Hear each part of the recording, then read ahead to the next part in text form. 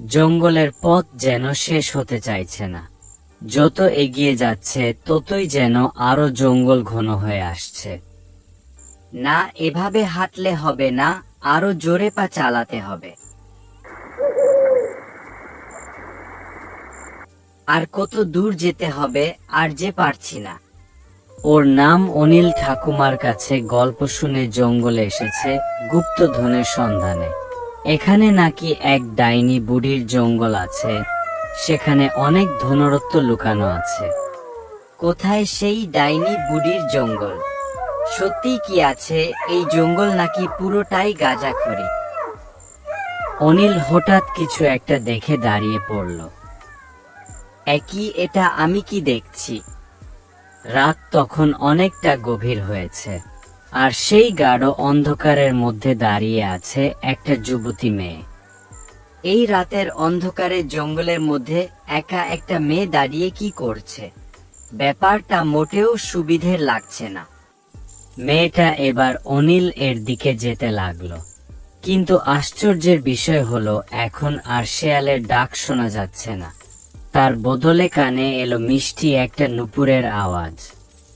এত সুন্দর নুপুরের আওয়াজ, কিন্তু শিয়াল এর ডাক শোনা যাচ্ছে না কেন?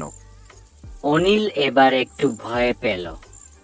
কি হলো অনিল, এমন করে দাঁড়িয়ে পড়লে কেন? তাড়াতাড়ি চলো, দেরি হয়ে যাচ্ছে তো।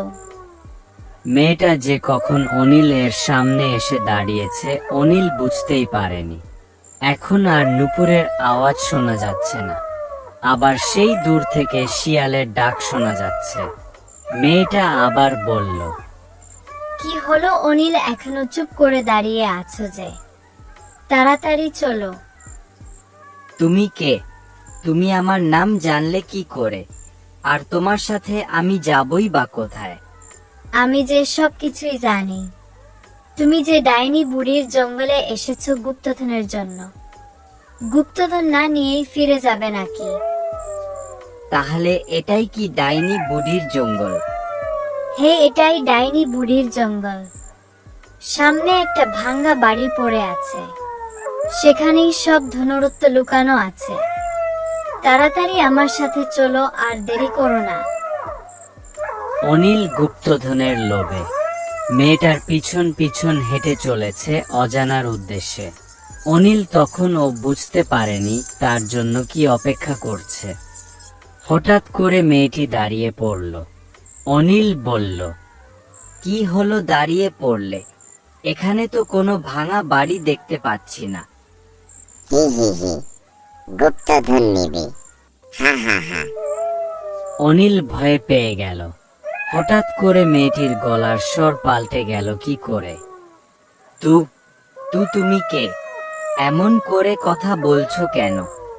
হি হি হি, আমার জঙ্গলে এসে আমায় জিজ্ঞাসা করছিস আমি কে? তার মানে তুমি ডাইনি বুড়ি? হা হা হা, তাহলে দেখ এবার। অনিল এর চোখের সামনে সেই মেয়েটি একটা ডাইনি হয়ে গেল। অনেক দিন পর একটা শিকার পেয়েছি, আজ তোর মুন্ডু ছিঁড়ে আমি রক্ত খাবো। হা হা হা। অনিল ভয়ে কাঁপতে লাগলো। তারপর হঠাৎ চিৎকার করে উঠল, বাঁচাও, কে আছো, বাঁচাও আমায়। অনেক বেলা হয়ে গেছে, ঘরে সূর্যের আলো ঝলমল করছে। অনিলের শরীর এখনো কাঁপছে, সারা গায়ে ঘাম ঝরছে। অনিল এতক্ষণ ভয়ানক একটা স্বপ্ন দেখছিল। ভিডিওটি ভালো লাগলে একটা লাইক করে দাও, চ্যানেল এ নতুন হলে সাবস্ক্রাইব করে দাও।